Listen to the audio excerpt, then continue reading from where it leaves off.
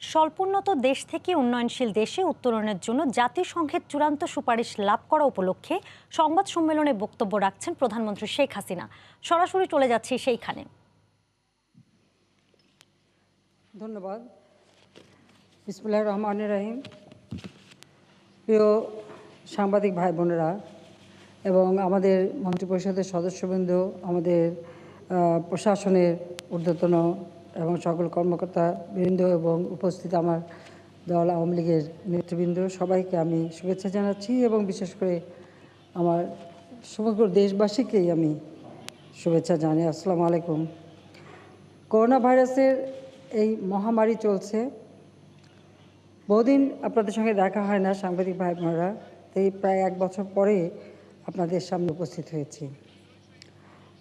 তারপর সরাসরি না, ভার্চুয়াল, কারণ করোনার কারণে একরকম বলতে গেলে বন্দি জীবনই কাটাতে হচ্ছে, কিন্তু ডিজিটাল বাংলাদেশ করেছিলাম বলেই তার মাধ্যমে রাষ্ট্রের সকল কাজ আমরা চালাতে পারছি। তবে আমি আজকে আপনাদের সামনে যে উপস্থিত হয়েছি সেটা বাংলাদেশের একটি মহৎ এবং গৌরবোজ্জ্বল অর্জনের সুসংবাদ দেওয়ার জন্য। বাংলাদেশ গতকাল স্বল্পোন্নত দেশ থেকে উন্নয়নশীল দেশে উত্তরণের জন্য জাতিসংঘের চূড়ান্ত সুপারিশ লাভ করেছে। আমরা উন্নয়নশীল দেশে উন্নীত হওয়ার পূর্ণ যোগ্যতা অর্জন করেছি। সমগ্র জাতির জন্য এটা অত্যন্ত আনন্দের এবং গর্বের। আমাদের এই উত্তরণ এমন এক সময় ঘটল যখন আমরা সর্বকালের সর্বশ্রেষ্ঠ বাঙালি জাতির পিতা বঙ্গবন্ধু শেখ মুজিবুর রহমানের জন্মশতবার্ষিকী উদযাপন করছি। সেই সাথে আমাদের মহান স্বাধীনতার সুবর্ণ জয়ন্তী উদযাপনের দ্বার প্রান্তে। বাংলাদেশের জন্য এই উত্তরণ এক ঐতিহাসিক ঘটনা। জাতির পিতা বঙ্গবন্ধু শেখ মুজিবুর রহমান মাত্র 3.5 বছরে যুদ্ধ বিধ্বস্ত বাংলাদেশের বলতে গেলে একটা ধ্বংসস্তূপের ওপর দাঁড়িয়ে শূন্য হাতে যাত্রা শুরু করে বাংলাদেশকে স্বল্পোন্নত দেশে উন্নীত করে রেখে গিয়েছিলেন মাত্র 3.5 বছরের মধ্যে। স্বাধীনতার 50 বছর পূর্তিতে তাঁরই হাতে গড়া বাংলাদেশ আওয়ামী লীগ এই বাংলাদেশকে উন্নয়নশীল দেশের মর্যাদায় উন্নীত করতে সক্ষম হলো। এ কৃতিত্ব সমগ্র বাংলাদেশের জনগণের, দেশে বিদেশে প্রবাসে যারা, আমি সকলকেই এই কৃতিত্বের অংশীদার মনে করি। সকলের সম্মিলিত প্রচেষ্টায় আমরা এই মাইল ফলক অর্জন করতে পেরেছি। এই শুভ মুহূর্তে আমি দেশ ও দেশের বাইরে অবস্থানরত বাংলাদেশের সকল নাগরিককে আমার আন্তরিক অভিনন্দন জানাচ্ছি। আমাদের উন্নয়ন সহযোগীদের ধন্যবাদ জানাচ্ছি। জাতির পিতার কন্যা হিসেবে জনগণের একজন নগণ্য সেবক আমি। সেই সেবক হিসেবে এই কৃতিত্ব অর্জনের সঙ্গে সম্পৃক্ত থাকতে পেরে নিজেকে ধন্য মনে করছি। মহান আল্লাহ তাআলার দরবারে শুকরিয়া আদায় করছি। আমি এই অর্জনকে উৎসর্গ করছি আমাদের দেশের নতুন প্রজন্মকে, তরুণদের জন্য, যারা আজকের বাংলাদেশকে আরও সামনে এগিয়ে নিয়ে উন্নত সমৃদ্ধ সোনার বাংলাদেশ গড়ে তুলবে। আমি গভীর শ্রদ্ধার সাথে স্মরণ করছি সর্বকালের সর্বশ্রেষ্ঠ বাঙালি জাতির পিতা বঙ্গবন্ধু শেখ মুজিবুর রহমানকে, যিনি তার জীবনটা উৎসর্গ করেছিলেন দেশের মানুষের জন্য, এবং তার সে সংগ্রামের ফসল আজকের স্বাধীন বাংলাদেশ। আমি স্মরণ করছি জাতীয় চার নেতা সৈয়দ নজরুল ইসলাম, তাজউদ্দিন আহমেদ, ক্যাপ্টেন এম মনসুর আলী এবং HM কামরুজ্জামানকে। আমি শ্রদ্ধা জানাচ্ছি 30 লক্ষ শহীদ এবং 2 লাখ নির্যাতিত মা বোনের প্রতি। আমাদের বীর মুক্তিযোদ্ধাদের আমার সশ্রদ্ধ সালাম জানাচ্ছি। আমি গভীর বেদনার সাথে স্মরণ করছি 15ই আগস্ট, সেই কালো রাতে, যেদিন আমার বাবা বাংলাদেশের রাষ্ট্রপতি বঙ্গবন্ধু শেখ মুজিবুর রহমানকেই শুধু হত্যা করেনি, হত্যা করেছিল আমার মা এবং ফজিলাতুন্নেছা মুজিবকে, আমার ভাই, সকলেই আমার ছোট, ক্যাপ্টেন শেখ কামাল মুক্তিযোদ্ধা, লেফটেন্যান্ট শেখ জামাল মুক্তিযোদ্ধা এবং আমার ছোট্ট ভাইটি রাসেলকে। হত্যা করেছিল আমার একমাত্র চাচা মুক্তিযোদ্ধা শেখ আবু নাসির সহ আমাদের পরিবারের অনেক সদস্যকে। আমি তাদের প্রতি আজ শ্রদ্ধা জানাই। কামাল জামালের নবপরিণীতা বধূ, যাদের হাতের মেহেদির রং তখনও শুকায়নি, সুলতানা কামাল ও রোজি জামাল, আজ তাদেরকে আমি স্মরণ করছি।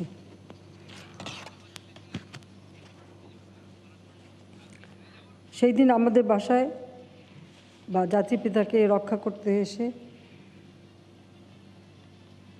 জাতির পিতা বঙ্গবন্ধু শেখ মুজিবের মিলিটারি সেক্রেটারি কর্নেল জামিল এবং পুলিশের এএসপি হাসিবুর রহমান, তারাও জীবন দিয়েছিল। আমি তাদের কথা স্মরণ করি।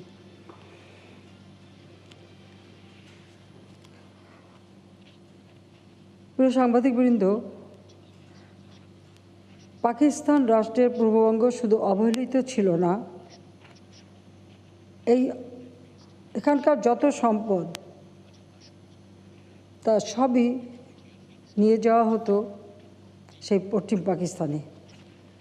অথচ জনসংখ্যার দিক থেকে এই পূর্ববঙ্গ ছিল সংখ্যাগরিষ্ঠ। প্রায় 56% মানুষের জন্য ব্যয় করা হতো মাত্র 25 থেকে 30% সম্পদ, আর পশ্চিম পাকিস্তানের 44% জনগণের জন্য 70 থেকে 75% সম্পদ। জাতিপিতা বঙ্গবন্ধু শেখ মুজিব এই বৈষম্য এবং শোষণের বিরুদ্ধে সর্বপ্রথম সোচ্চার হন। আমাদের মাতৃভাষায় বাংলা কথা বলার অধিকার যখন কেড়ে নেওয়ার চেষ্টা চালায় তখন থেকেই শুরু করেন রাজনৈতিক ও অর্থনৈতিক মুক্তির আন্দোলন।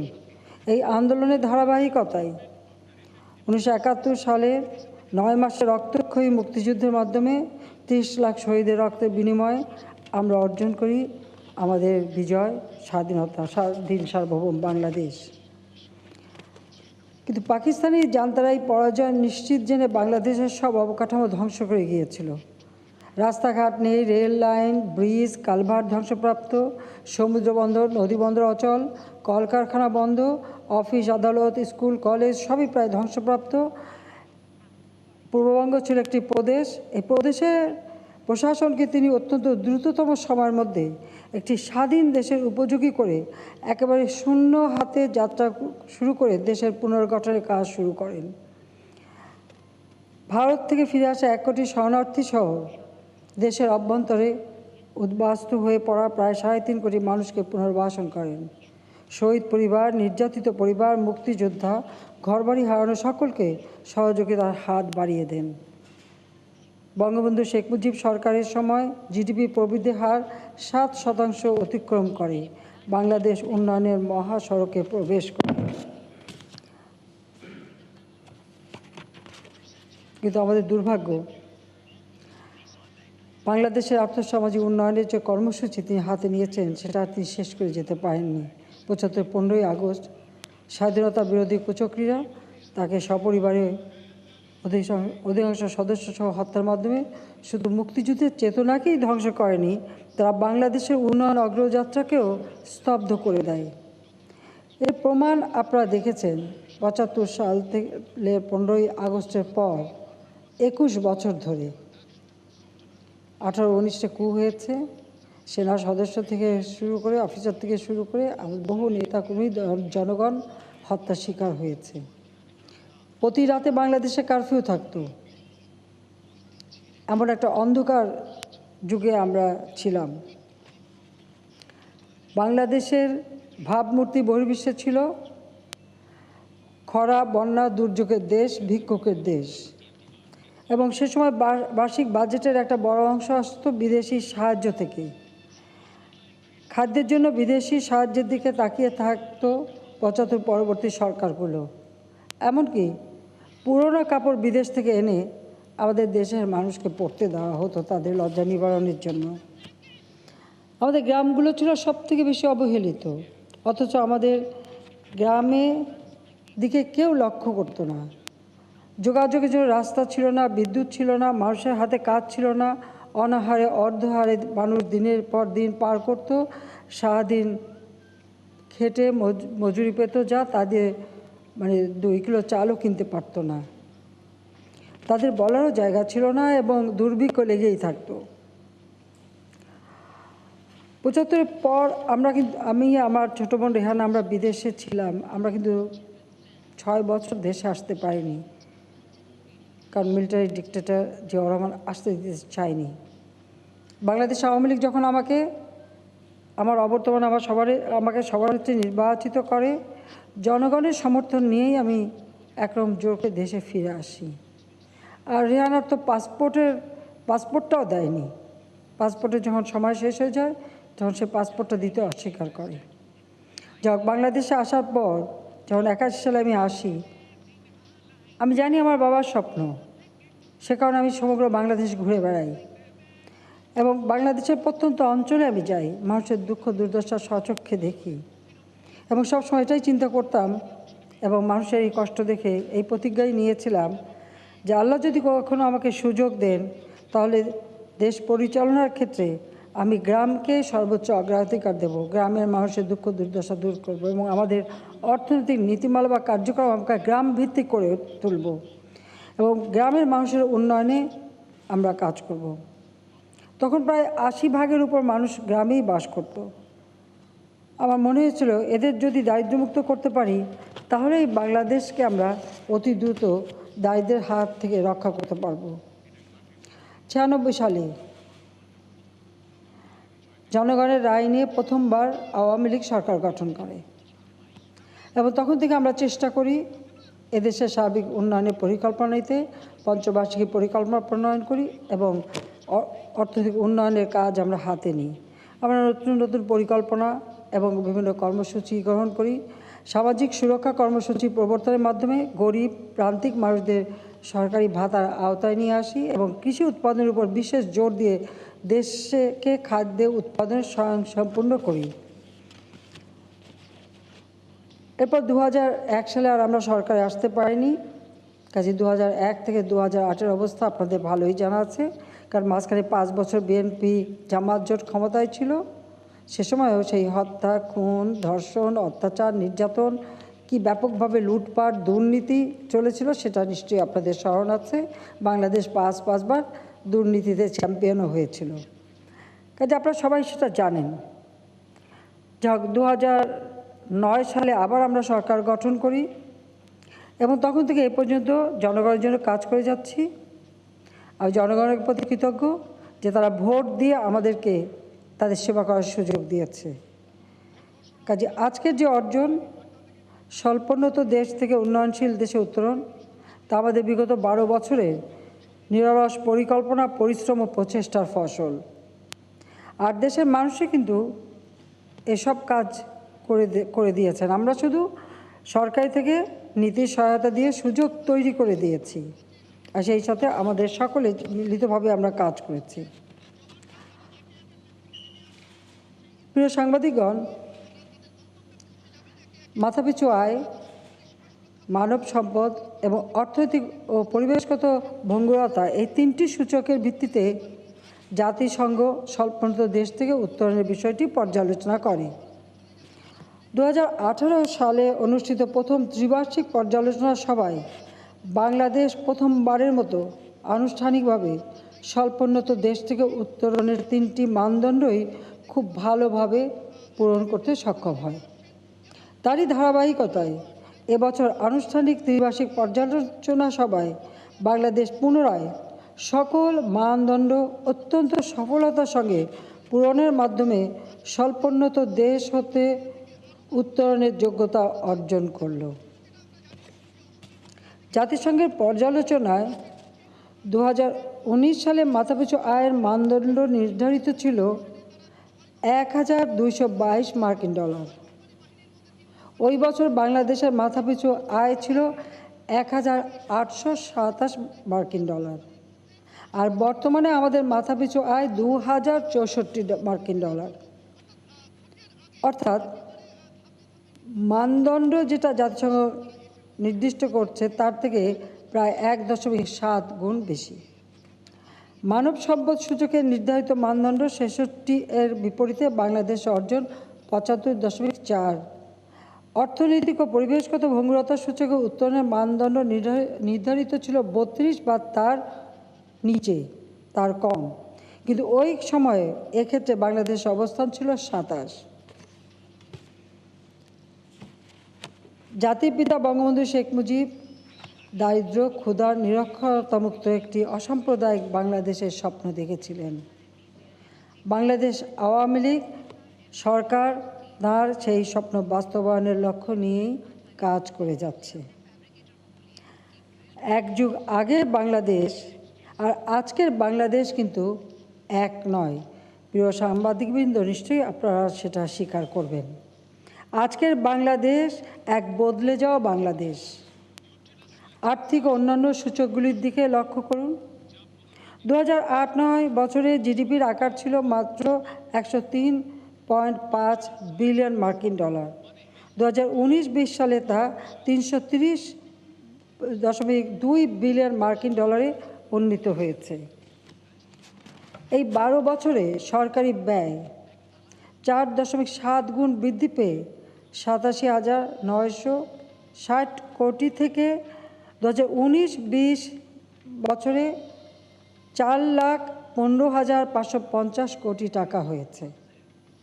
2008-09 বছরে রপ্তানি আয়ের পরিমাণ ছিল 15.57 বিলিয়ন ডলার, আর 2018-19 বছরে তা 40.54 বিলিয়ন ডলারে বৃদ্ধি পেয়েছে। বৈদেশিক মুদ্রার রিজার্ভ 2008-09 অর্থ বছরে 7.47 বিলিয়ন মার্কিন ডলার থেকে বৃদ্ধি পেয়ে বর্তমানে 44.03 বিলিয়ন ডলারে উন্নীত হয়েছে। 2001 সালে আমাদের দেশের দারিদ্র্যের হার ছিল 48.9% এবং হতদরিদ্রের হার ছিল 34.3%। 2019 সালে দারিদ্র্যের হার কমে দাঁড়িয়েছে শতকরা 20.5% এবং হতদারিদ্র্যের হার 10.5%। খাদ্য উৎপাদনে বাংলাদেশ আজ স্বয়ংসম্পূর্ণ। 2019-20 অর্থ বছরে দানাদার খাদ্যশস্য উৎপাদনের পরিমাণ ছিল 4,53,44,000 মেট্রিক টন। বাংলাদেশ বিশ্বে ধান উৎপাদনে তৃতীয় এবং মাছ, মাংস, ডিম, শাক, সবজি উৎপাদনেও স্বয়ংসম্পূর্ণ। আভ্যন্তরীণ মুক্ত জলাশয়ে মাছ উৎপাদন বৃদ্ধির হারে বাংলাদেশ দ্বিতীয় স্থানে এবং ইলিশ উৎপাদনকারী 11টি দেশের মধ্যে বাংলাদেশের অবস্থান প্রথম।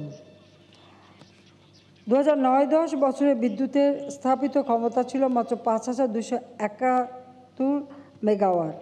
বর্তমানে বিদ্যুৎ উৎপাদনের সক্ষমতা 24,421 মেগাওয়াটে উন্নীত হয়েছে। বিদ্যুৎ সুবিধাভোগীর সংখ্যা 47 থেকে 99% উন্নীত হয়েছে।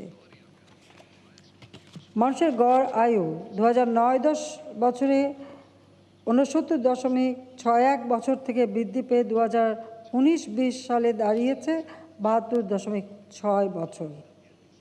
2009-10 বছরের তুলনায় 5 বছর বয়সী শিশু মৃত্যুর হার অর্ধেক কমে দাঁড়িয়েছে প্রতি 1000-এ 28 জন।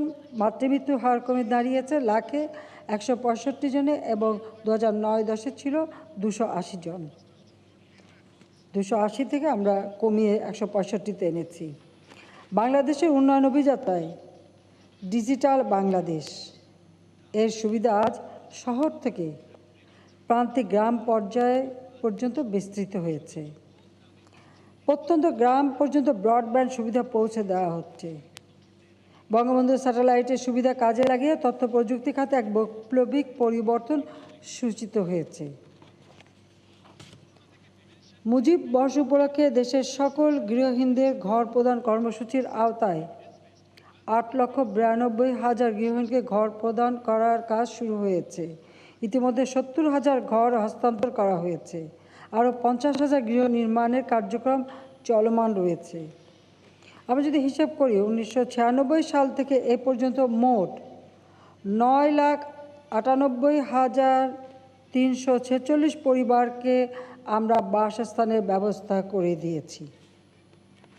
আমাদের লক্ষ্য বাংলাদেশে একটি মানুষও ভূমিহীন থাকবে না, গৃহহীন থাকবে না, প্রতিটি মানুষকে আমরা ঘর করে দেব। সামাজিক নিরাপত্তা বেষ্টনী খাতে চলতি বাজেটে ৯৫,৫৭৪ কোটি টাকা বরাদ্দ রাখা হয়েছে, যা বাজেটের ১৬.৮৩% এবং জিডিপির ৩.০১%। উপকারভোগীর সংখ্যা প্রায় ৩,২৫,০০,০০০। প্রাথমিক থেকে উচ্চশিক্ষা পর্যন্ত ২,৫৩,০০,০০০ শিক্ষার্থীকে বৃত্তি বা উপবৃত্তি প্রদান করা হয়ে থাকে। তাছাড়া আমরা বিনা পয়সায় বই দিই এবং অন্যান্য সুযোগ সুবিধাও আমরা দিয়ে থাকি। করোনাকালে মসজিদের ইমাম, মুয়াজ্জিন, অন্যান্য ধর্মীয় প্রতিষ্ঠানের কর্মী বা ধর্মযাজক, নন এমপিওভুক্ত স্কুল, কলেজ, মাদ্রাসার শিক্ষক, শিল্পী, সাংবাদিক সহ বিভিন্ন প্রান্তিক জনগোষ্ঠীর প্রায় ২.৫ কোটি মানুষকে নগদ ও অন্যান্য সহায়তা দেওয়া হয়েছে। বাংলাদেশের নারীরা আজকে স্বাবলম্বী। জেন্ডার গ্যাপ ইন্ডেক্সে ১৫৩ দেশের মধ্যে বাংলাদেশের অবস্থান ৫০তম এবং নারীর রাজনৈতিক ক্ষমতায়নে ৭ম।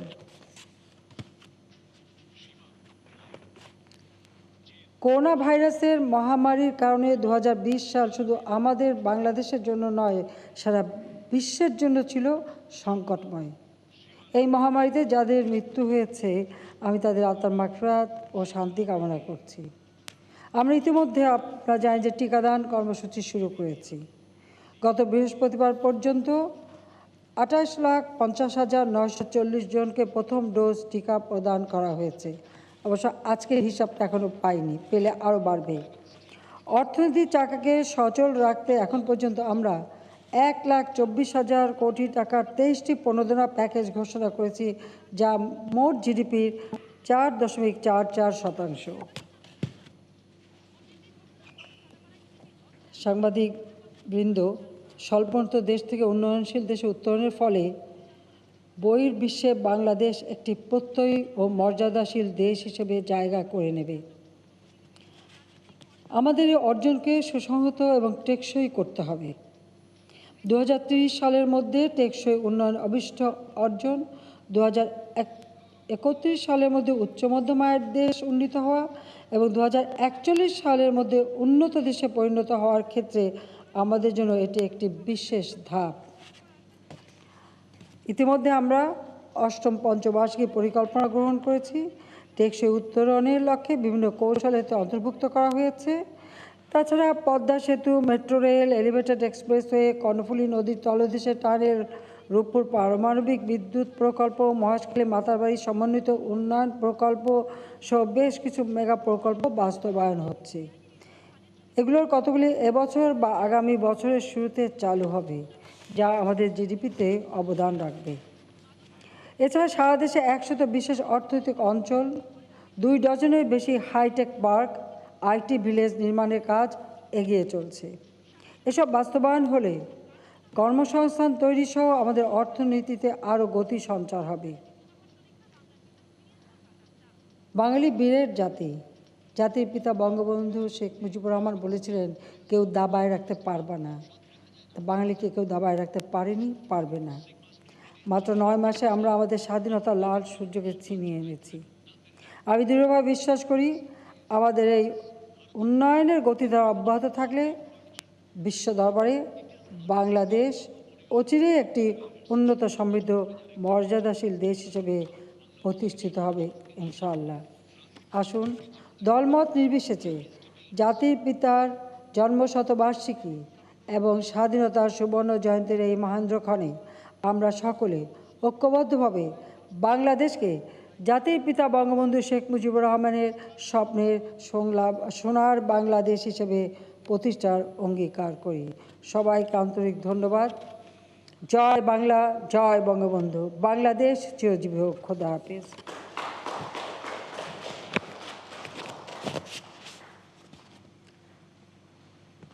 আজকের দিনে কি কোনো প্রশ্ন থাকতে পারে?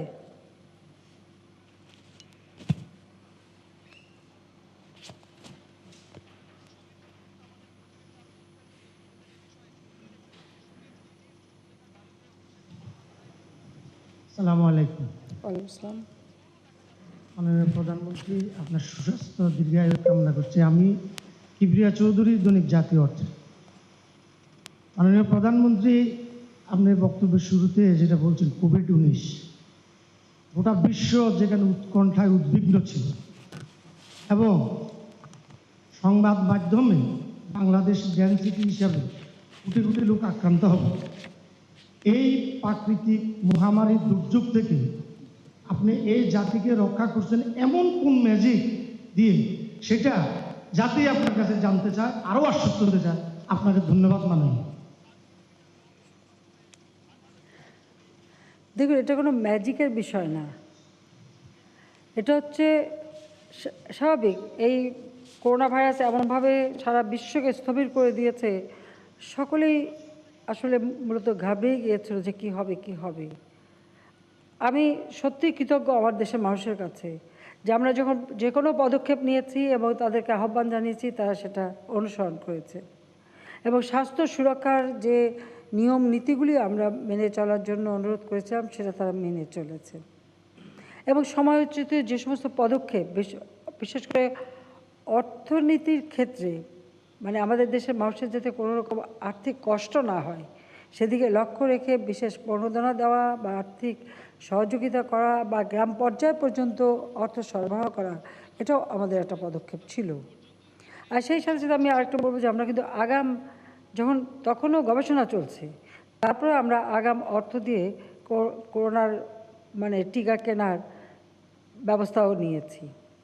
কাজে এখানে আমাদের যারা কাজ করেছেন আমাদের সাথে, শুধু আমাদের সরকারের সকল সদস্য থেকে শুরু করে প্রশাসন, আমাদের আইন শৃঙ্খলাকারী সংস্থা থেকে শুরু করে আমাদের সেনা, নৌ, বিমান বাহিনী, আমাদের বর্ডার গার্ড, আমাদের আনসার বিডিপি, পুলিশ বাহিনী থেকে প্রত্যেকে যেমন কাজ করেছে, সেই সাথে আমার দলের নেতা কর্মী যে যেখানে ছিল, আমাদের সকল সহযোগী সংগঠন, সেই ছাত্রলীগ থেকে শুরু করে যুবলীগ, স্বেচ্ছাসেবক লীগ, প্রত্যেকে এবং যাকে যখন যে কাজে বলেছি সবাই নিজের জীবনের ঝুঁকি নিয়েছে, ঘরে ঘরে সকলে সহযোগিতা পৌঁছে দিয়েছে, ত্রাণ পৌঁছে দিয়েছে। এই যে সকলে সম্মিলিতভাবে কাজ করা, কাজে এটা আমার কোনো ম্যাজিক না, বলতে পারেন এটা বাংলাদেশের মানুষের ম্যাজিক। আর আমি যেটা করেছি যে এদেশের মানুষকে আমার বাবা ভালোবেসেছেন, তাদের ভাগ্য উন্নয়নের জন্য তিনি তার জীবনটা পর্যন্ত দিয়ে গেছেন। কাজে এখানে আমি মনে করছি এটা আমার কর্তব্য মানুষের পাশে থাকা। কাজে এখানে ম্যাজিক খুঁজে দরকার নেই, এটা হলো আন্তরিকতা, দায়িত্ববোধ। ধন্যবাদ। মাননীয় প্রধানমন্ত্রী, আমি জাহিদুজ্জামান ফারুক, আমি জাপান কিউরো নিউজের কান্ট্রি চিফ। আমার ছোট্ট দুটি প্রশ্ন। অনেকদিন পরে আপনার সংবাদ অনেকদিন পরে আমি অনেকদিন পরে আজকের এই সফলতার পিছনে আপনার কঠোর পরিশ্রম, নেতৃত্ব নিশ্চিতভাবে প্রশংসা দাবিদার।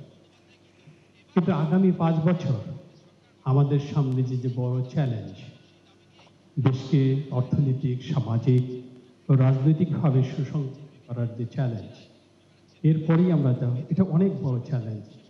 এই চ্যালেঞ্জের কথা চিন্তা করে আগামী 2024-এর নির্বাচনে আপনি কি অংশগ্রহণের কথা চিন্তা করছেন কিনা? আমার দ্বিতীয় ছোট্ট প্রশ্ন, বাংলাদেশের অর্থনৈতিক অগ্রগতিতে যা আপনি অনেক উল্লেখ করেছেন, আমি এগুলো উল্লেখ করতে চাই না। সামাজিক ক্ষেত্রে আজকে রোহিঙ্গাদের যে আশ্রয় দিয়েছেন, সারা বিশ্বব্যাপী আপনি নন্দিত, আমি প্রশংসিত। ডিজিটাল নিরাপত্তা আইনে সাংবাদিক ও লেখকদের উপর হয়রানি ও নির্যাতনে আপনার সরকার সমালোচিত। আমি আপনার মন্তব্য আশা করছি। আপনি তো একটা প্রশ্নে অনেক প্রশ্ন করে ফেললেন। 2024 আসলে তখন না সিদ্ধান্ত নেওয়া যাবে কি করব।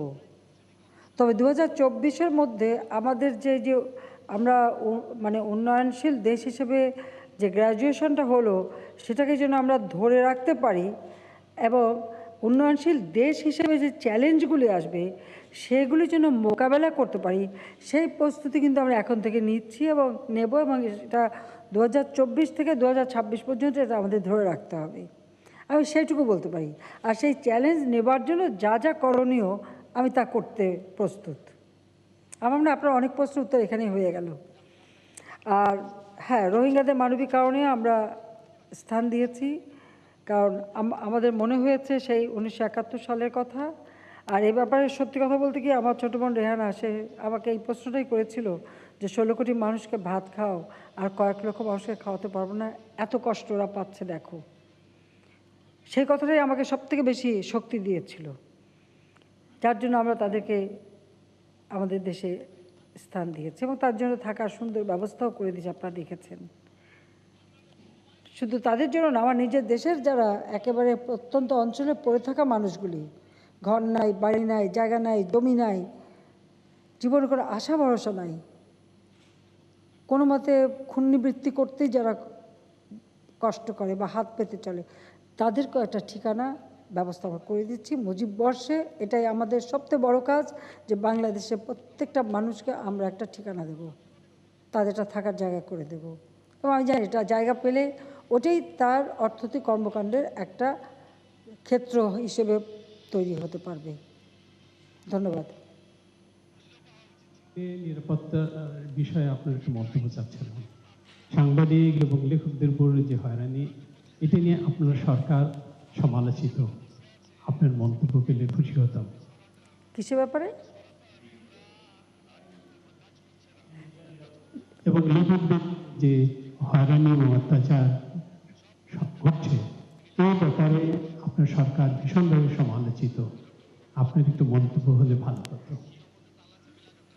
এটা হচ্ছে সমালোচনা। মাননীয় প্রধানমন্ত্রী, আমার কথা ডিজিটাল নিরাপত্তা আইন, ডিজিটাল নিরাপত্তা আইনে, হ্যাঁ, তো সেটা দেখুন, আমি একটা কথা বলি, ডিজিটাল বাংলাদেশ যখন গড়ে তুলেছি তখন ডিজিটাল নিরাপত্তা দেওয়াও আমাদের দায়িত্ব।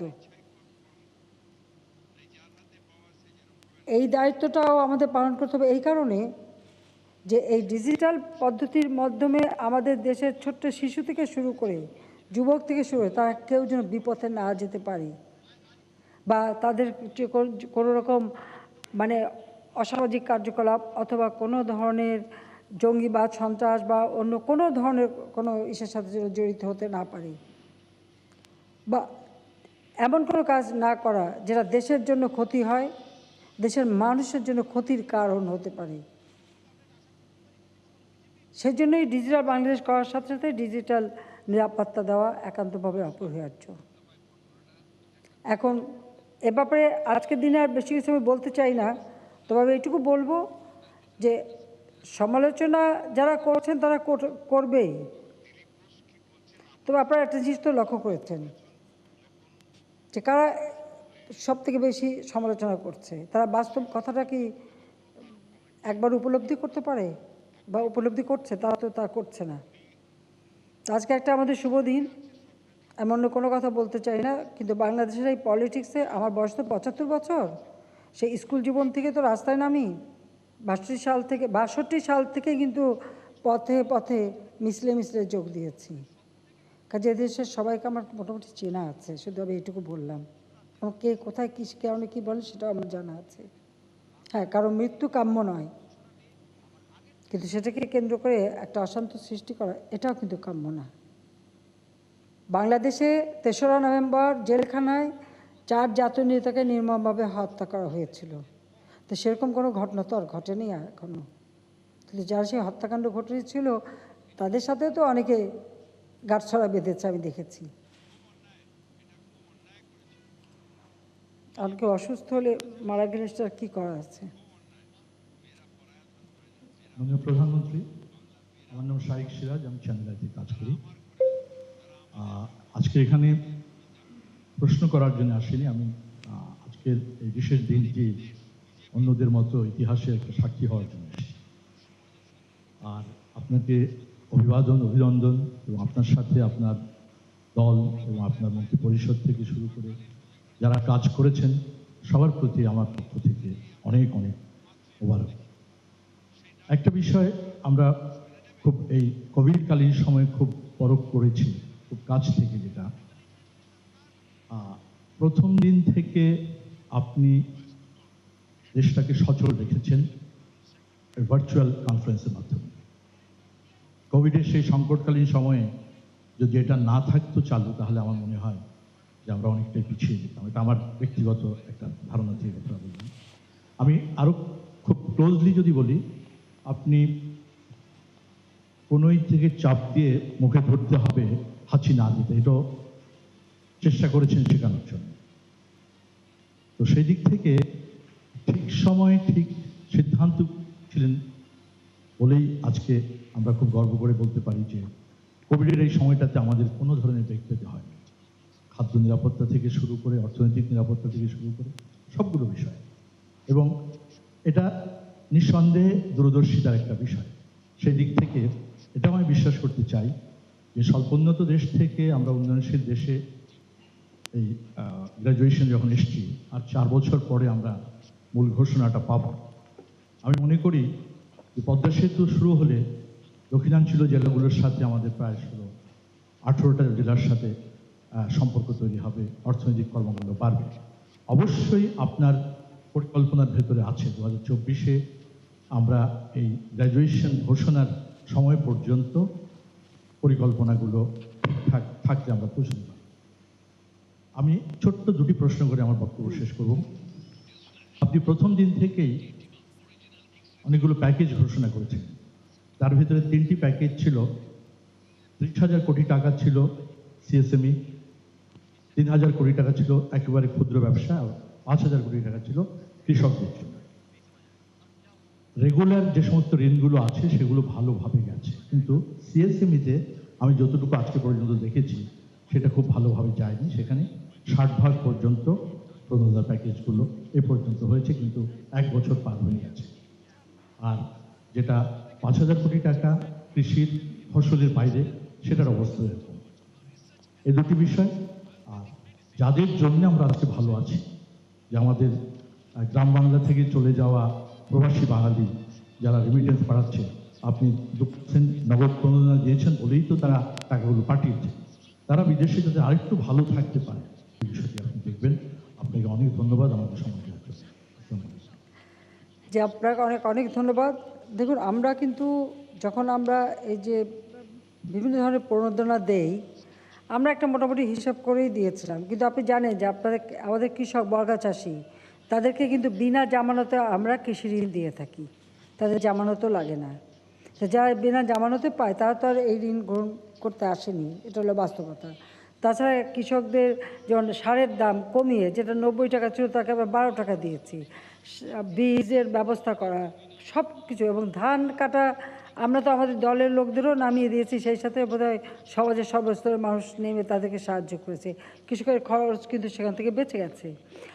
আর আমরা সবসময়, আমি করোনা ভাইরাসের যখন ধাক্কাটা আসলো, আমি সবার আগে একটা কথাই বলেছি যে আমাদের ফসল আমাদের উৎপাদন করতে হবে, আমাদের খাদ্য নিরাপত্তা আমাদের নিশ্চিত করতে হবে, আমাদের খাদ্যের ব্যবস্থা আমরা করব, যাতে করে এর কারণে যেন কোনো রকম দুর্ভিক্ষ দেখা দিলে আমাদের দেশের মানুষজনের কষ্ট না পায়।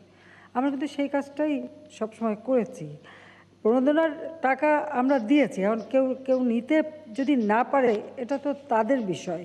তারপরেও আমরা যতদূর পেয়েছি খোঁজ করে করে যেখানে দেওয়া প্রয়োজন, এবং আমরা অনেক ক্ষেত্রে যেমন যেমন গার্মেন্টসে ধরেন 5,000 টাকা ঘোষণা দিল, সেখানে প্রায় আমরা 10,000-এর উপরে টাকা দিয়েছি।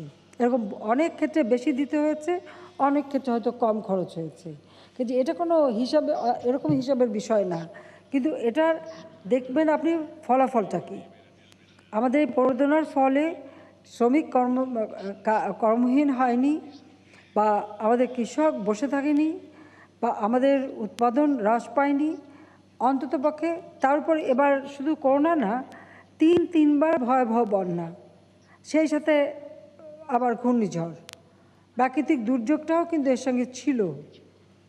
সেটা আপনাদের দেখতে হবে। এই প্রাকৃতিক দুর্যোগ কিন্তু আমরা মোকাবেলা কিন্তু একটা জায়গায় মোকাবেলা আমরা করেছি, তার জন্য সর্বতভাবে সহযোগিতা আমরা করেছি। তো আপনাকে অনেক অনেক ধন্যবাদ। আপনি কৃষি নিয়ে অনেক কাজ করেন। আর প্রবাসীদের কথা বলবো, হ্যাঁ, প্রণোদনাই শুধু দেয়নি, অনেক ক্ষেত্রে প্রবাসীদের আমরা নগদ অর্থ সাহায্য পাঠিয়েছি। সেটা হয়তো অনেকে আপনারা জানেন না, নগদ অর্থ সাহায্য কিন্তু আমরা অনেককে দিচ্ছি। আবার যারা আটকা পড়েছে, স্পেশাল প্লেন পাঠিয়ে তাদের ফেরতও এনেছি। কাজে সর্বতভাবে, এবং যেসব দেশে যারা ছিল তাদেরকে আমরা অনুরোধ করে তাদের থাকার ব্যবস্থাও আমরা করে দিয়েছি। কাজে তাদের কথা আমরা সবসময় চিন্তা করি এবং তাদের জন্য আমরা ব্যবস্থা রাখি। এত কাজ করেছি, অত বলতে গেলে তো মেলা সময় লাগবে। বোধহয় রাত ভোর হয়ে যাবে। ধন্যবাদ। আপনার খুঁজে খুঁজে বের করেন। হ্যাঁ বলেন, কে? মাননীয় প্রধানমন্ত্রী, আমার নাম রেজওয়ান, আমি মাছরাঙ্গা টেলিভিশনে কাজ করি। মাইকটা কেমন যেন খসখস করতেছে, সাউন্ডটা ভালো আসে না। হ্যালো, হ্যাঁ বলেন। আমার নাম রেজওয়ান, আমি মাছরাঙ্গা টেলিভিশনে কাজ করি। বাংলাদেশ স্বল্প উন্নত দেশ থেকে স্বল্প উন্নয়নশীল দেশে এই যে ট্রানজিশন হচ্ছে, এটা জাতি হিসাবে এটা আমাদের খুবই একটা গর্বের বিষয়। কিছুদিন আগে আপনি একটা বক্তব্যে বলেছেন, বাংলাদেশ যত এগিয়ে যাচ্ছে ততই বাংলাদেশের উপরে আঘাত আসে, এটা আপনি বলেছেন। রিসেন্টলি আল জাজিরা চ্যানেলে একটি প্রতিবেদন প্রচারিত হয়েছে, যেটাকে আপনার সরকারের পক্ষ থেকে যে প্রতিক্রিয়া দেওয়া হয়েছে, এটি একটি বাংলাদেশের বিরুদ্ধে ষড়যন্ত্র হতে পারে এরকম। এই ব্যাপারে আপনার কাছ থেকে আমরা কোনো মন্তব্য এখনো পাইনি, যদি আপনি এই সুযোগে এই সম্পর্কে আপনার প্রতিক্রিয়া জানান। ধন্যবাদ। দেখেন, আমার কোনো প্রতিক্রিয়া নাই, আমার কোনো কিছু বলারও নাই। কারণ একটা চ্যানেল কী বলছে না বলছে, কী করছে না করছে, সেটা দেশবাসী বিচার করে দেখবে, দেশের মানুষই বিচার করে দেবে যে এটা কতটুকু সত্য, কতটুকু মিথ্যা, কতটুকু বানোয়াট, আর কী উদ্দেশ্যে তারা করছে, সেটাও বড় কথা। এখানে আরেকটা বিষয় আমি একটু বলতে চাই। একটা কথা মনে রাখবেন, জাতির পিতা বঙ্গবন্ধু শেখ মুজিবুর রহমানের খুনি, আত্মস্বীকৃত খুনি, তাদেরকে ইন্ডেমনিটি দেওয়া হয়েছিল। যে খুনিরা একটা দেশের রাষ্ট্রপতি শুধু না, একটি গোটা পরিবারকে, একটা ছোট্ট শিশুকে পর্যন্ত হত্যা করেছে, সেই খুনিদেরকে কিন্তু ইন্ডেমনিটি দিয়ে তাদের রাষ্ট্রীয়ভাবে চাকুরি দেওয়া হয়েছে, বিদেশি দূতাবাসে তাদের নির্বাচন করার সুযোগ দেওয়া হয়েছে, জনগণের ভোট চুরি করে পার্লামেন্টেও বসানো হয়েছে, এইভাবে তাদের মর্যাদা দেওয়া হয়েছে। যারা এটা করেছে তাদের সম্পর্কে আপনাদের কি ধারণা? তো আমি সন্তান হিসেবে যখন সরকারে আসলাম, তখন কিন্তু আমি আমার বাবা মায়ের হত্যার বিচার করেছি। এই ইন্ডেমনিটি বাতিল করে দিয়ে এই বিচার হয়েছে। যুদ্ধ অপরাধী যারা এদেশে গণহত্যা চালিয়েছে, নারী ধর্ষণ করেছে, অগ্নিসংযোগ করেছে, লুটপাট করেছে, যাদের বিচার স্বাধীনতার পর জাতির পিতা বঙ্গবন্ধু শেখ মুজিব শুরু করেছিলেন। ৭৫-এ জাতির পিতাকে হত্যার পর জিয়াউর রহমান এসে তাদেরকে মুক্ত করে তাদেরকে মন্ত্রী, উপদেষ্টা এবং সরকারের অংশীদার বানায়। যুদ্ধ অপরাধী, মানবতা বিরোধী কর্মকাণ্ডে যারা লিপ্ত, আমরা তাদেরও বিচার করেছি। সেই সাথে দুর্নীতি, লুটপাট বা অন্যান্য অপরাধের সঙ্গে যারা জড়িত, যেমন 10টা অস্ত্র মামলা, 21 আগস্ট গ্রেনেড হামলা মামলা থেকে শুরু করে এই ধরনের বহু ঘটনার সঙ্গে জড়িত, তাদেরও বিচার হয়েছে। আর যাদের বিচার হয়েছে সাজাপ্রাপ্ত, তারা, তাদের দোষর, তাদের পরিবার, তারা কি চুপ করে বসে থাকবে নাকি? তাদেরও কিছু আমরা দেখি, তাদেরও কিছু ইন্ধন আছে। আর সেই সাথে বাংলাদেশের রাজনীতিতে তো একটা অদ্ভুত একটা মিথস্ক্রিয়া দেখা যায়, যে আল্ট্রা লেফট আল্ট্রা রাইট সময় সময় এক হয়ে যায়। আমাদের অপরাধটা কি, সেটাই তো আমার বড় প্রশ্ন। সরকার হিসেবে আমরা দেশের জন্য যেভাবে কাজ করেছি, এগিয়ে নিয়ে গেছে 12 বছরের মধ্যে, আপনারা একবার চিন্তা করে দেখেন তো 2008 সালে কী অবস্থা ছিল, 7 সালে কী অবস্থা ছিল, বা 2001 সালের থেকে সেই নির্বাচনের সময় থেকে 2008 পর্যন্ত, নির্বাচনের আগ পর্যন্ত কী পরিস্থিতি বাংলাদেশের ছিল, একবার স্মরণ করেন। আপনারা সাংবাদিকরাও স্মরণ করেন, দক্ষিণ অঞ্চলে তো সাংবাদিকরাও যেতে পারতো না। সেই রকম একটা বিধ্বস্ত এবং বিশৃঙ্খল অবস্থার মধ্যে যখন 2008-এ নির্বাচনে জয়ী হয়ে 2009-এ সরকার গঠন করি, তার পরপরও তো কতগুলি ঘটনা ঘটানো হলো। সেগুলো সামাল দিয়ে এবং প্রতি পদে পদে সমস্ত বাধা অতিক্রম করে দেশকে এগিয়ে নিয়ে যাওয়া, এটা কি খুব সহজ কাজ? তারপর আমরা করতে সক্ষম হয়েছি। আজকে বাংলাদেশ উন্নয়নশীল দেশ হিসেবে স্বীকৃতি পেয়েছে, এবং এটাকে আমাদের ধরে রাখতে হবে, এটাকে আমাদের স্থায়ী করতে হবে, সাস্টেনেবল করতে হবে, এবং আমরা তা পারবো, সে প্রস্তুতি আমাদের আছে। কারণ আমাদের অর্জনটা এত বেশি, যে মাত্রাগুলি দেওয়া আছে তার থেকে অনেক বেশি অর্জন আমাদের আছে, আর ভবিষ্যতে আমরা আরও বেশি করব। এবং সেটা করার জন্য আমাদের প্রস্তুতিও আছে, পরিকল্পনাও আছে। আমরা সেগুলি সব ঠিকঠাক করেই কিন্তু কাজ করি। কাজে বাংলাদেশের স্বাধীনতা যারা চায় নাই, যারা জাতির পিতাকে হত্যা করেছে, যারা গ্রেনেড হামলা করে আমাকে হত্যা করার চেষ্টা করেছে, যারা এই দেশটাকে অস্ত্র চোরা কারবারি, ড্রাগ চোরা কারবারি, দুর্নীতির একটা আখড়ায় পরিণত করে নিজেদের ভাগ্য করতে ব্যস্ত ছিল, তারা বাংলাদেশের উন্নতিটা মানবে কিভাবে বলেন? তারা তো এটা মানতে পারে না। তাদের তো চেষ্টাই থাকবে বাংলাদেশকে কিভাবে বদনাম করতে, বাংলাদেশের দুর্নাম করতে। সেটাই তো আমরা দেখতে পাচ্ছি। তবে এটা আমি চিন্তা কিছু আমি মনে করি চিন্তার কিছু নেই। দেশবাসীকে আমি বলবো এটা নিয়ে চিন্তার কিছু নেই। বাংলাদেশ এগিয়ে যাচ্ছে, এগিয়ে যাবে, এবং এগুলি মোকাবেলা করে এগিয়ে যাওয়ার মতো সে সক্ষমতা আমাদের আছে, জনগণের আছে। কারণ এটা তো মুষ্টিমেয় গোষ্ঠী, এটা হলো বাস্তবতা। আর কোন চ্যানেল কি বললো না বললো ওটা শুনে তো আমার রাজনীতি না। আর দেশের মানুষের জন্য কতটুকু করতে পারলাম সেটাই আমার রাজনীতি। যারা বলতে থাকবে বলতে থাকুক, বলাটাই তো তাদের কাজ। আর জনগণের কাজ করাটা এটা আমাদের কাজ।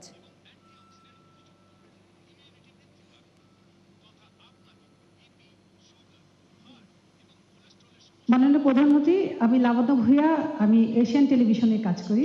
মাননীয় প্রধানমন্ত্রী, আপনাকে ধন্যবাদ জানাতে চাই যে এমন একটা সুন্দর সময় আপনার প্রেস কনফারেন্সে আসতে পেরেছি সেজন্য। কারণ জাতির জনক বঙ্গবন্ধু শেখ মুজিবুর রহমানের জন্ম শতবার্ষিকীতে এমন একটা সুখবর নিঃসন্দেহেই বাংলাদেশের সকল মানুষের জন্য অনেক খুশি খবর।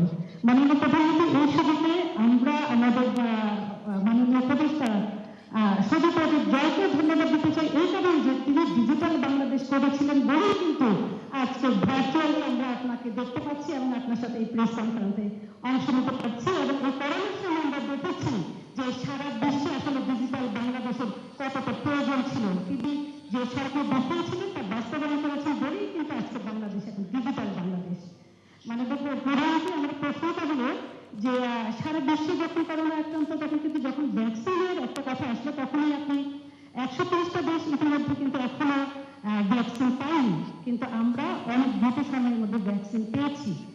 তো আমি সেই কথাগুলো জানতে চাই আসলে মাননীয় প্রধানমন্ত্রী, এটা কিভাবে সম্ভব হলো যে এত দ্রুত গতিতে আপনি বাংলাদেশের মানুষকে এই ভ্যাকসিন কিভাবে আমাদেরকে উপহার দিলেন সেটা জানতে চাই। পাশাপাশি মাননীয় প্রধানমন্ত্রী, বঙ্গবন্ধুর জন্ম শতবার্ষিকীতে এই 7ই মার্চ হতে যাচ্ছে, আমাদের একটি দল বিএনপি তারা 7ই মার্চ পালন করতে যাচ্ছে। এই ব্যাপারে আপনার বক্তব্য কি? ধন্যবাদ মাননীয় প্রধানমন্ত্রী।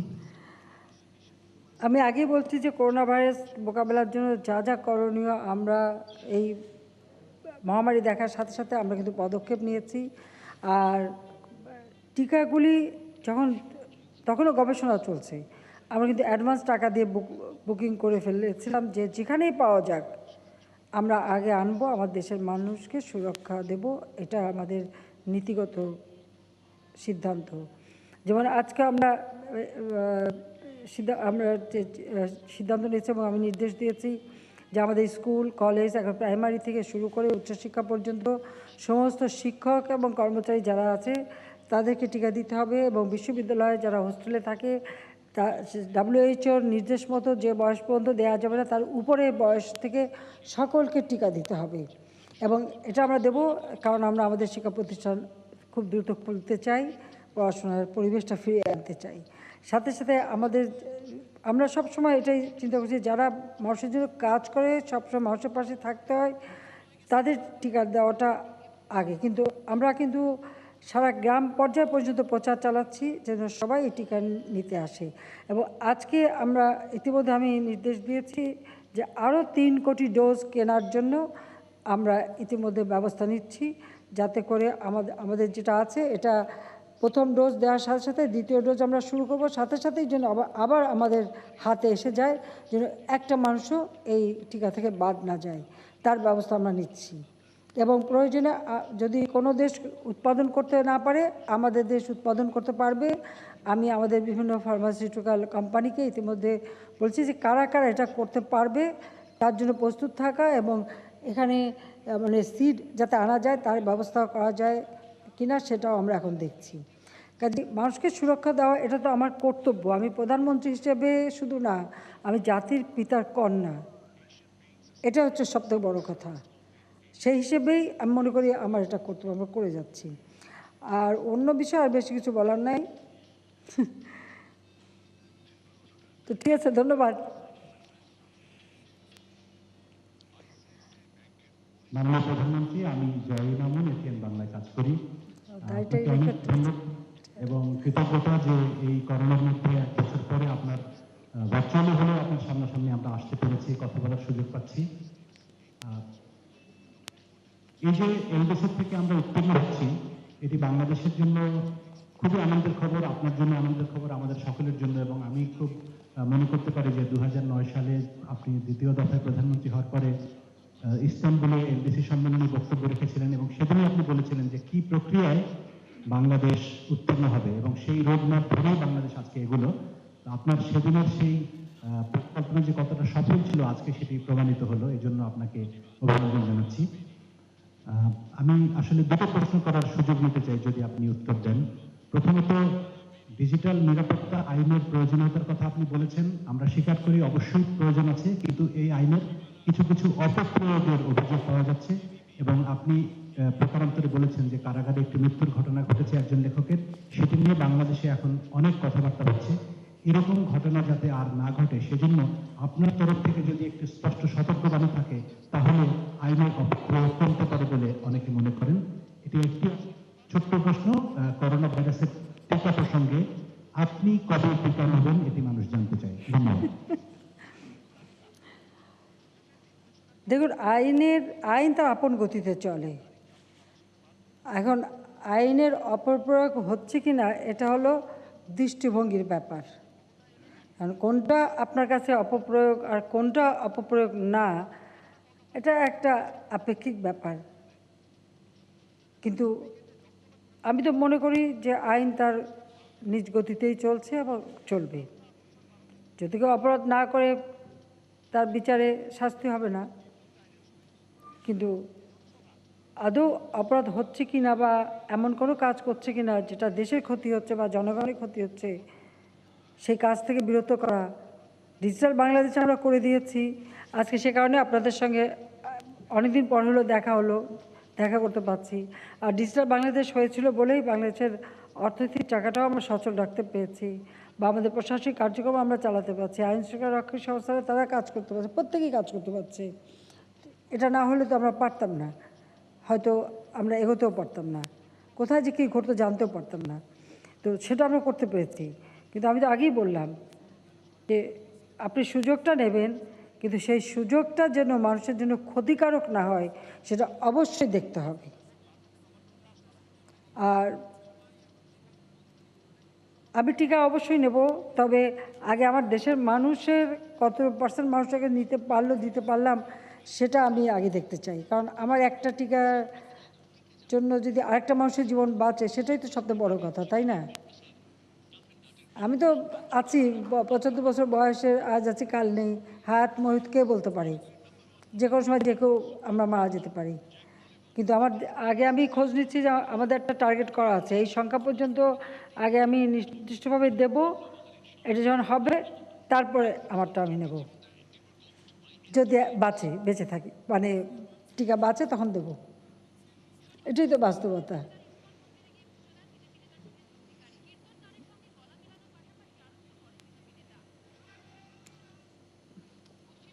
মাননীয় প্রধানমন্ত্রী, বঙ্গবন্ধু কন্যা বললেই আপনি সবচেয়ে খুশি হন। বঙ্গবন্ধু কন্যা প্রিয় নেত্রী শেখ হাসিনা এবং আপনার পাশে বসে আছেন আমাদের আরেক বঙ্গবন্ধু কন্যা শ্রদ্ধেয় শেখ রেহানা। আপনাদের দুজনকে সম্বোধন করে আজকে বিশেষ দিনে সামান্য একটা দুটো কথা বলতে চাই। নেত্রী, আমাদেরও হয়তো আপনি বললেন আপনার 75 বছর, কিন্তু আমাদেরও রাজপথে 40 বছর হচ্ছে। এই 75-এর পরে 2 পাতার লিফলেট, আপনার কাছ থেকে টাকা নিয়ে 4 পাতার লিটল ম্যাগাজিন দিয়ে আমাদের জীবন শুরু। সেদিন বঙ্গবন্ধুর নামে কজন কথা বলতো, কজন 15ই আগস্টে আমরা লেখা ছাপতে পারতাম, কত জাতীয় পত্রিকা, কজন বঙ্গবন্ধু লিখত, আপনি আমাদের চেয়ে সবার চেয়ে বেশি জানেন। আপনার বিরাট সাফল্য, আজকে আপনার সঙ্গে যারা ছিল তারা তো আছেই, আরেকটা অংশ সত্যি সত্যি আপনার কাছে মুগ্ধ হয়ে কনভার্ট হয়েছে। শাহ সিরাজ ভাই আপনার অসংখ্য প্রশংসা করলো, আমি খুশি হয়েছি। আরেকটা বড় অংশ এখন আপনার প্রশংসা না করে পারে না, কিন্তু আবার মাঝখানে একটু কিন্তু বলে, সব ভালো কিন্তু হ্যাঁ, এরা ঠিক হয়ে যাবে নেত্রী। আর একটা ক্ষুদ্র অংশ বিএনপি, জামাত, ফ্রিডম পার্টি, যারা আল জাজিরা প্রোডাকশন করেছে, আমাকে জিজ্ঞেস করেছিল এই প্রোডাকশন সম্পর্কে, আমি কি অসাধারণ, শুধুমাত্র ক্রেডিট লাইনটা দেওয়া হয়নি। যদি শেষে লিখতো একটি বিএনপি, জামাত, ফ্রিডম পার্টি প্রোডাকশন, তাহলে আমাদের আর এত কথা বলতে হতো না। সুতরাং, এবং আমি নিশ্চিত খবর নিলে জানা যাবে যে এটা একটা পেইড ডকুমেন্টারি। টেলিভিশনগুলি আমরা তো একটু কাজ করি, কিছু নিজে ইউজ করে, কিছু স্লট বিক্রি করে পেইড ডকুমেন্টারি করে। আমার ধারণা আল জাজিরা একটি paid documentary by BNP, Freedom Party, কিন্তু এত ভুলে ভরা, এত অসঙ্গতিতে ভরা, সুতরাং মান অত্যন্ত খারাপ নেত্রী, এটাকে পাস মার্কও দেওয়া যাচ্ছে না। সুতরাং আজকে নেত্রী আমরা একটু হাসি ঠাট্টার মধ্যে থাকি। বাংলাদেশের ইতিহাসে আজকে অত্যন্ত গুরুত্বপূর্ণ একটি দিন। ডিজিটাল সিকিউরিটি অ্যাক্ট থেকে শুরু করে সকল ক্ষেত্রে, ফরেন পলিসির ক্ষেত্রে আপনাকে বিশ্বের নেতারা মানে মাস্টার ব্যালেন্সের জন্যই সবচেয়ে বেশি প্রশংসা করেন। জীবন জীবিকার সমন্বয় করতে যায় সব দেশ লেজে গোবরে করে ফেলেছে। কেউ জীবন বাঁচিয়েছে, জীবিকা বাঁচাতে পারে নাই, কেউ জীবিকা বাঁচাতে গিয়ে উল্টা হয়ে গেছে। Bangladesh made a fine balance সকল ক্ষেত্রে, পররাষ্ট্রনীতির ক্ষেত্রে আপনি ফাইন ব্যালেন্স করেছেন। ডিজিটাল সিকিউরিটি অ্যাক্ট থেকে শুরু করে সকল অ্যাক্টই আপনার হাতে ফাইন ব্যালেন্স হবে, আমাদের বিশ্বাস আছে। আজকে শুধুই সেলিব্রেশনের নেত্রী এবং আমাদের বোন, প্রিয় নেত্রী শেখ রেহানা, আপনারা দুজন সামনে আছেন আজ আমাদের সেলিব্রেশনে। তবে ডিজিটাল বাংলাদেশ নেত্রী আমাদের একটু ক্ষতিও করে ফেললো। এই যে আপনারা আমাদের মধ্যে ডিজিটাল ডিভাইড তৈরি করে দিল। আমি অন্তত প্রেস কনফারেন্সের দিন আপনাকে সামনের থেকে দেখতে পারতাম, এখন এই ডিজিটাল প্রযুক্তি সেটাও কেড়ে নিল নেত্রী। থ্যাংক ইউ, জয় বাংলা। জি ধন্যবাদ। এই ডিজিটাল আসে দেখে তো তাও একটু আসতে মানে অন্তত একটু দেখা হলো, আর এটা যদি না হতো তাও তো দেখা হতো না। কারণ এই করোনার কারণে আমার তো বন্দি জীবন, 2007 সালে বন্দি ছিলাম ছোট জেলে, এখন একটা বড় জেলে বন্দি আছি। কিন্তু এইটুকু সুবিধা আছে যে ডিজিটাল পদ্ধতিতে সারা দেশের সাথে যোগাযোগ করতে পারি। মোবাইল ফোন একসময় কারো হাতে ছিল না, আমরাই মোবাইল ফোন সকলের হাতে তুলে দিয়েছি, তার মাধ্যমে আমার নেতা কর্মী যে যেখানে আছে তাদের সঙ্গে কথা বলতে পারি। আর আমাদের সাথে যারা কাজ করে যাচ্ছেন প্রত্যেক অন্তত আন্তরিকতার সাথে জীবনের ঝুঁকি নিয়ে কাজ করছে। এই যে মানুষের সেবা করার জন্য যে দায়িত্ববোধ এবং কর্তব্যবোধ আমি দেখেছি, সেটাই সব থেকে বড় শক্তি। আর যার জন্য আজকে আমরা এই মানে বলবো যে বাংলাদেশ আজকে একটা ধাপে উঠে আসতে পারছে। নইলে এই করোনা ভাইরাসের মধ্যেও যে আমরা এটা উঠতে পারবো, এটা অনেকেই ধারণা করতে পারেনি, কিন্তু আমরা পেরেছি। কারণ আমি দেখেছি যে আমি যে যাদেরকে নিয়ে কাজ করি, আমার প্রশাসনের প্রত্যেকেই এত আন্তরিকতার সাথে কাজ করেছে, প্রত্যেকটা মিনিস্ট্রি আন্তরিকতার সাথে কাজ করেছে, আর আমার অফিস তো আছে সকলে, যার ফলে এই রেজাল্টটা আমরা পেয়েছি। সত্যি আজকে আমাদের আনন্দের দিন, আজকে আমাদের এটা সেলিব্রেট করার দিন। তো সবাইকে আমি ধন্যবাদ জানাই। আর কথা হচ্ছে যে একটু কিছু বলবে, কিছু সমালোচনা করে বা কিছু সুনাম করে, তার মাঝখানে আবার একটু কিন্তু দেবে। তো ওই কিন্তুটাকে আপনি মনে করেন যে ধরেন তো কোনো তরকারিতে একটু লবণ আর মরিচ বেশি দিয়ে ফেললো, তো বা এরকমই হবে, একেবারে মানে সব কিছু ফ্ল্যাট হলে তো ভালো লাগবে না। তো সেটাই মনে করেন যে একটু লবণ বা মরিচের মাত্রা বেশি হয়, তো সেটা মনে করেই নিলে হবে, এটা গায়ে মাখলে চলবে না। আমি জানি, আমার আত্মবিশ্বাস আছে যে আমি কতটুকু কী করছি, কী করতে পারবো, বা দেশের জন্য কতটুকু করব, এটা বাবা মার কাছে শেখা। কাজেই এদেশের মানুষের জন্যই কাজ করতে চাই, আর কোনো কিছু না। আমার একটাই লক্ষ্য যে বাংলাদেশটাকে একটা জায়গায় আমি তুলে দিয়ে যেতে চাই। তো আজকে আমরা সেই উন্নয়নশীল দেশ হিসেবে প্রতিষ্ঠা পেয়েছি, এটাই হচ্ছে আমাদের সবথেকে বড় অর্জন। সবাইকে অনেক অনেক অনেক ধন্যবাদ জানাচ্ছি। আর দেখা হবে, এই মহামারী চলে যাবে, আবার আমরা নিশ্চয়ই দেখা করতে পারবো, সবই পারবো। সবাই ভালো থাকেন, সুস্থ থাকেন, সেই দোয়া করি। শেষ প্রশ্ন, একটা প্রশ্ন। মাননীয় প্রধানমন্ত্রী, আমার নাম মঞ্জুরুল ইসলাম, বাবা, আমি তুমিও ডিবিসি কথা নিউজে বলতেছো। কাজ করি। মিষ্টির প্রসঙ্গ আসছে, নিশ্চয়ই আপনি উত্তর দেবেন। তার আগে জানবার, মাননীয় প্রধানমন্ত্রী 2041 সালে উন্নত দেশের সুসংবাদটিও আমরা আপনার মুখ থেকে শুনবো। আমার মুখ থেকে? সেই বয়স দোয়া কত? আমরা এই। করব। সেই প্রত্যাশা এবং সেই দোয়া সারা বাংলাদেশের মানুষের। আমার একটু ছোট্ট প্রশ্ন, এই যে উন্নয়নশীল দেশ থেকে উন্নত দেশে যাবার জন্য আপনার অভিজ্ঞতা থেকে যে আমাদের মূল চ্যালেঞ্জগুলো কি, কোন জায়গায় জনগণের সতর্ক থাকা উচিত সেই লক্ষ্যে পৌঁছবার জন্য, যদি আপনার মুখ থেকে আজকে নির্দেশনা পাই। অনেক ধন্যবাদ।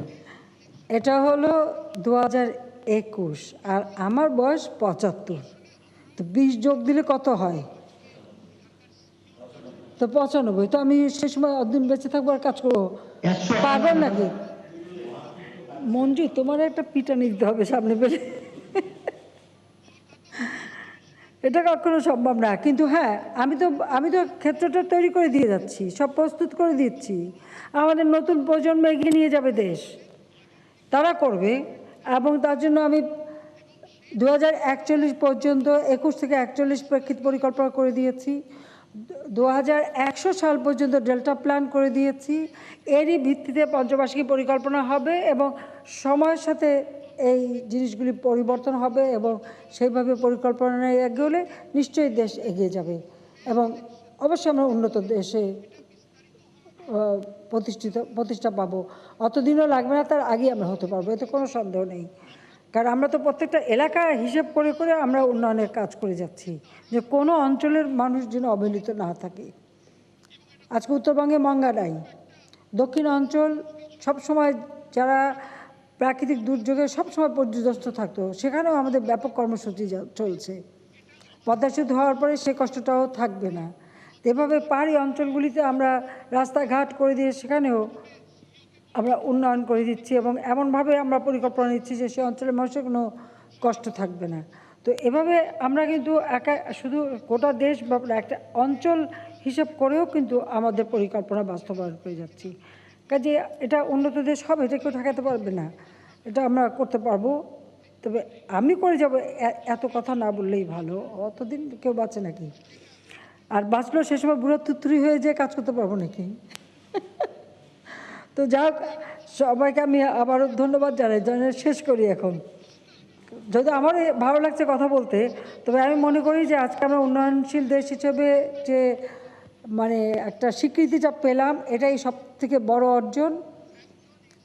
আর এই খবরটা আমি কার কাছ থেকে সর্বপ্রথম পাই? শেখ রেহানা,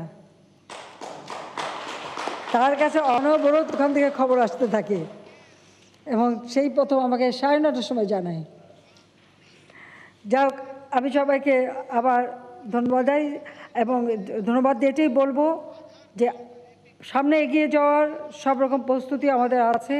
উন্নয়নশীল দেশ হিসেবে কী কী করণীয় সে ব্যাপারেও আমাদের চিন্তাভাবনা রয়েছে, সেটাও আমরা পদক্ষেপ নিচ্ছি এবং আমরা কারোর মুখোমুখি না, আমরা নিজের পায়ে দাঁড়াবো, আত্মমর্যাদা নিয়ে চলবো, বিশ্ব দরবারে মাথা উঁচু করে চলবো এবং আমাদের উন্নয়নের কাজ আমাদের নিজেদের বাজেট থেকেও আমরা করতে পারবো।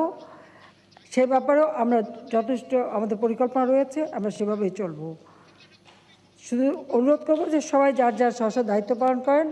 আর আমার এটাই থাকবে আপনাদের কাছে যে আপনার স্বাস্থ্য সুরক্ষাটা মেনে চলেন। সবাই একটু মাস্কটা পরে নিন, হাত বা টিকা নিলেও কিন্তু স্বাস্থ্য সুরক্ষাটা একটু মেনে চলেন। আমারটাও সাথে আছে, কথা বলার জন্য মানে সব এখন পড়ে নিলাম। সবাইকে ধন্যবাদ, দেখাবে আবার, খোদা হাফেজ। স্যার, মাননীয় প্রধানমন্ত্রীর সানুক্রমে অনুষ্ঠানের সমাপ্তি ঘোষণা করছি। সমবেত সুধী মণ্ডলী, মাননীয় প্রধানমন্ত্রীর তরফ থেকে আপ্যায়নের ব্যবস্থা। স্বল্পোন্নত দেশ থেকে উন্নয়নশীল দেশে উত্তরণের জন্য জাতিসংঘের চূড়ান্ত সুপারিশ লাভ করা উপলক্ষে সংবাদ সম্মেলনে বক্তব্য রাখছিলেন প্রধানমন্ত্রী শেখ হাসিনা। আমরা এতক্ষণ সরাসরি ছিলাম সেখানে।